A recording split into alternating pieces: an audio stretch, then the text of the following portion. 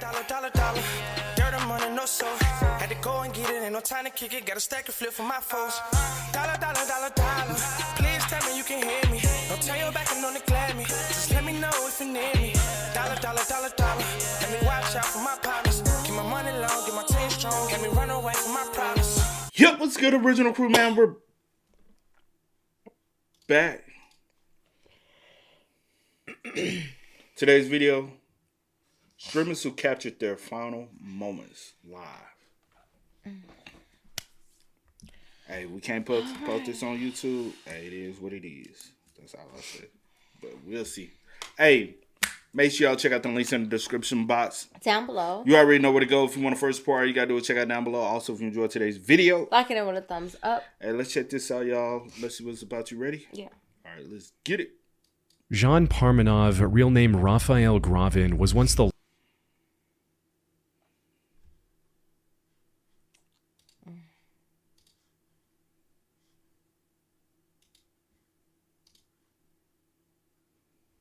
Jean Parmmanov, real name Raphael Gravin, was once the largest French streamer on Kick, as well as the fourth most watched creator on the platform as a whole. Viewers watched for his rage-filled reactions to losing in different games. And while he started off playing video games, he eventually transitioned into doing more IRL streams, many of which included him hanging out with other French streamers. He was on track to becoming even more famous. And with that goal in mind, Jean and his partners announced their biggest project to date in August 2025, a marathon stream. Put simply, they were going to stream every second of their lives for at least 10 days. And things went just as planned at first, with the marathon lasting over 12 days. But just when it seemed like the continuous stream would never end, a single tragedy brought everything to a halt. Just past midnight on August 18th, Jean went to sleep while still on camera. Not long after that, the stream showed him tossing and turning before calming back down. A few minutes later, a donation alert woke up one of the other streamers, who then tried to get Jean's attention. Jean, however, was completely unresponsive. They quickly ended the stream and rushed Jean to the hospital. Sadly, it was too late. 46-year-old Jean Parmmanov had already passed away in his sleep and was officially pronounced dead at around 4 a.m. This was devastating news for the tens of thousands of fans who love tuning into his streams every single day. But as the headlines spread across the internet, more people began looking into the events leading up to the incident. And the disturbing things they discovered made everyone look at it from a different angle. Not as an inevitable tragedy, but a preventable homicide. And it all pointed back to the main two individuals Jean was streaming with, Owen and Safine. You see, Jean didn't have the best life before becoming a streamer. He was a military veteran, but due to his deteriorating health, he had trouble finding regular work. This forced him to live with his mother with no outside connections. He began streaming in March 2020 as a way to... Before you go down that rabbit hole, I wonder...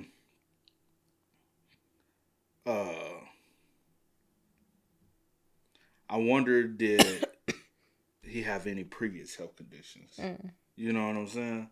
I don't know him. I remember hearing about the situation, and I saw when he first started getting like a lot of popularity recognition. That's when I started seeing clips, and then I did see that he had unfortunately passed. But like the context surrounding it, I don't know. But I wondered, did he have any previous health concerns, you know?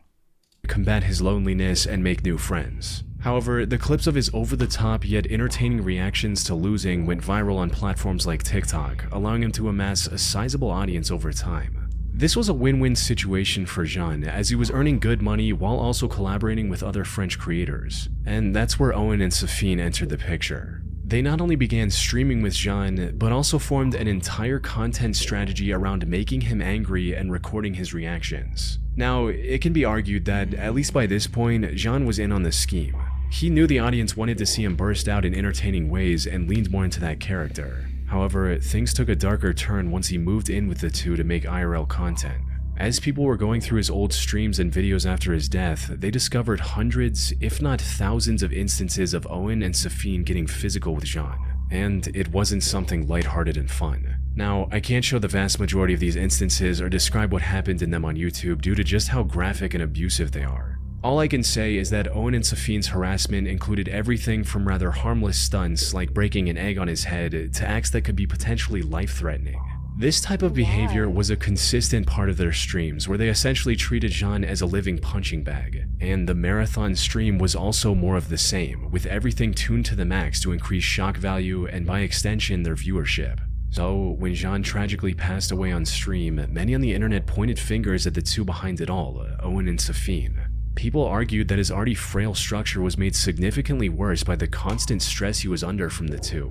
Worst of all, they seemed like they were well aware of this, as just days before his end, they made Jean declare on stream that if anything were to happen to him, it wasn't their fault. Ouais, alors que... Ah non, à moins qu'ils disent face caméra là maintenant, que si demain il meurt en plein live, c'est dû à son état de santé de merde, pas. Je dis face caméra que si demain tu meurs sur scène, c'est dû. Ben oui, comme Dalida a dit. S'il m'arrive quelque chose en live, que ça vient pas clipper. Ça vient pas d'eux. The online backlash also sparked an investigation into Jean's death. According to Owen's lawyer, everything they did to Jean on stream was consensual and nothing more than an act for the sake of entertainment, stating, "There were things that were scripted, there was improvisation, there were shots that were simulated. What you see on the screen is not the reality of what was being experienced." The autopsy report also concluded that the cause of Jean's death was his own poor health and that there was no foul play. But in the eyes of the thousands following this case, his health only deteriorated to this point because of how the other two treated him over the past 3 years. That said, the investigation is still ongoing, and for now, it's unclear how it will end. So it is determined from their end that it was due to that. But due to his own health. Yeah, health condition. Because from me looking at it, it appears that he might, I don't know, has some conditions, because maybe that's what caused him to move in back with his mom. You don't know. You know, we're not privy to that information. But I just want to know what like the actual cause was. Like, I get you saying health and it being like exactly like. So they could say health, and it could have been like, say for instance, like a heart attack or something. Yeah, that's what I'm saying. Like, I just wonder, like, could have been a stressor, you know. Valyriia Marquez was a 23-year-old Mexican model, businesswoman, and digital creator from Jalisco, Mexico. She showed interest in the world of beauty and fashion from an early age, and following her dream, managed to receive the title of Miss Rostro in 2021. The fame from this title allowed her to open her own salon named Blossom the Beauty Lounge in Jalisco, as well as kickstart her online career on platforms like TikTok and Instagram. In addition to posting her latest modeling photos, she also streamed on these platforms almost every day from her salon to share beauty and fashion with her viewers. Things were looking good for Valyriia. She amassed over 320,000 followers across both platforms, with her eyes set on even bigger goals. However, before Valyriia could realize these dreams, her life was cut short in an incident she had no way of anticipating. On the afternoon of May 13, 2025, she went live on TikTok as usual. But just as she was about to start talking about new fashion and beauty tips, she was interrupted by a delivery. Someone had apparently sent her a stuffed animal as a gift. She returned in front of the camera to show it off, but was interrupted once again by the delivery driver asking her to confirm her name. She then muted the stream to talk to the delivery driver, but as soon as she did, the guy pulled out a firearm and fired multiple shots at Valyriia. By the time medics arrived, Valyriia had already passed away. The killer had also fled the scene without a trace. The only clue police had to identify him was a single second of their voice that was broadcast live through Valyria's stream. Hola. Sí. Unfortunately, that hasn't been very useful. The police still haven't identified the perpetrator at the time of writing. That said, people on the internet have come up with a number of theories trying to crack this case. The most prominent suspect in these theories is a man named Ruiz Velasco, who is a high-ranking member of the Jalisco New Generation cartel. He was apparently in a romantic relationship with Valyriia when the incident occurred, which could explain a potential motive. Some people also noted that soon after the shooting, a girl who worked at the salon picked up Valyria's phone to end. Well, if she was in a relationship with him, she would have known it was him. Unless he sends somebody. I think they possibly saying that maybe. Was it like a breakup or something? And maybe. I remember hearing like more details about it and stuff, but I can't remember exactly.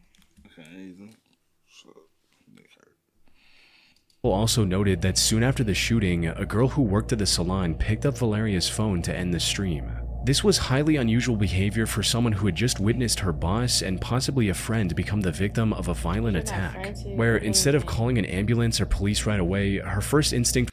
Also, I would be also different country, different lifestyle, different things they might be. But at the end of the day, I hate chunking things up to just that. That's what it be sometimes, though. Yeah, I get it. Whatever. But at the end of the day, if this is somebody you worked with and your friend, you still have emotions. I would hope so. But whatever. Sometimes. You never know. Yeah, we'll chunk it up to that. Was to turn off the live stream. This odd behavior has led many on the internet to point her out as a possible accomplice of the killer. That said, there isn't any evidence to confirm or deny these theories for now, and the police haven't made much progress either, leaving Valyria's case unsolved for the foreseeable future. Tragic, though.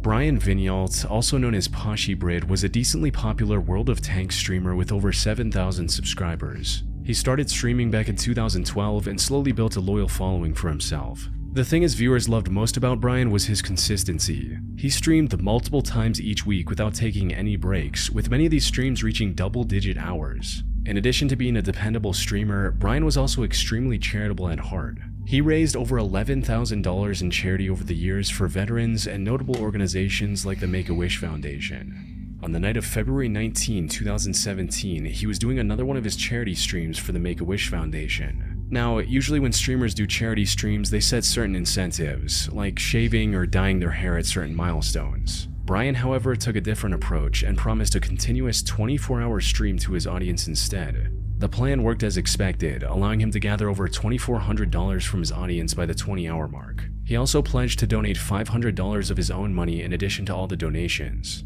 However, just as the long stream was about to end, something happened that no one could have anticipated. At around the 22-hour mark, Brian stepped away from the camera for a short smoke break, but he never came back. His audience, however, wasn't worried one bit. You see, Brian had already done multiple nearly 20-hour streams that week and was running on fumes during the charity stream. He was constantly dozing off and jolting awake as the 24-hour mark got closer. He was also just 35 years old and had no major medical issues. So, when he left the stream and never returned, most assumed that he'd likely just fallen asleep. Sadly, that couldn't have been further from the truth. The reality of what happened to Brian came out a day later when one of his moderators saw that he was active on Discord. They sent him a message asking about the end of the charity stream and if he was okay, but the person who replied from his account wasn't Brian. As it turned out, seconds after getting off camera, Brian collapsed and never woke up again. He was rushed to the hospital, but sadly did not survive. The person who responded to the moderator was a detective, combing through Brian's messages in hopes of finding a clue about his otherwise mysterious death, though the reason was fairly obvious to some of his fans. Put simply, Brian's death was likely the result of days of exhaustion and lack of sleep. Usually, someone this tired would fall asleep automatically, waking only after their body had gotten the rest it needed. But in rare cases, like for Brian, the fatigue could prove fatal and strike seemingly out of nowhere. The only silver lining in Brian's tragic end was that his fans banded together and raised over 19,000 Canadian dollars for his wife and 3 young children. And while no amount of money can replace the presence of a father, this sum likely helped his family during their greatest time of need. R.I.P. man, damn, bro. All for a good cause, you know? Yeah.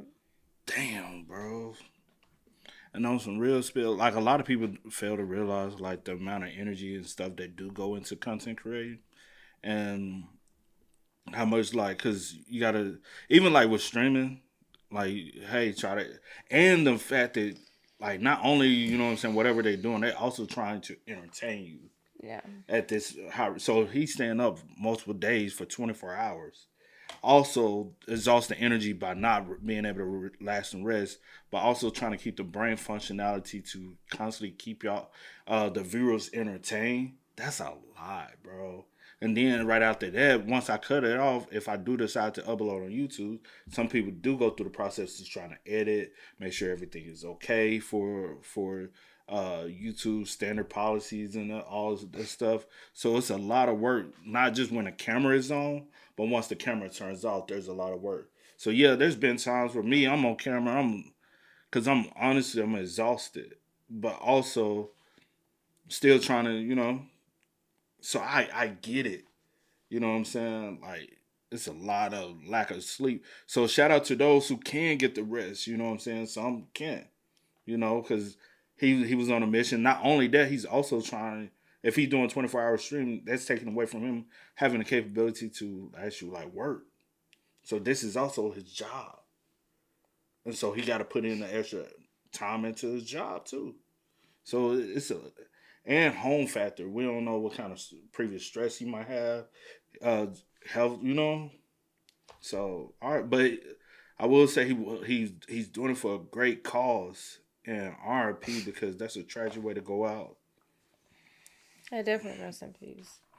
Rest in peace to each individual. Yeah, most of. RIP. Unfortunately, I will go ahead and say this. 9 times out of 10, that last part, I'm not gonna be able to put into the YouTube video due to YouTube guidelines policy. So,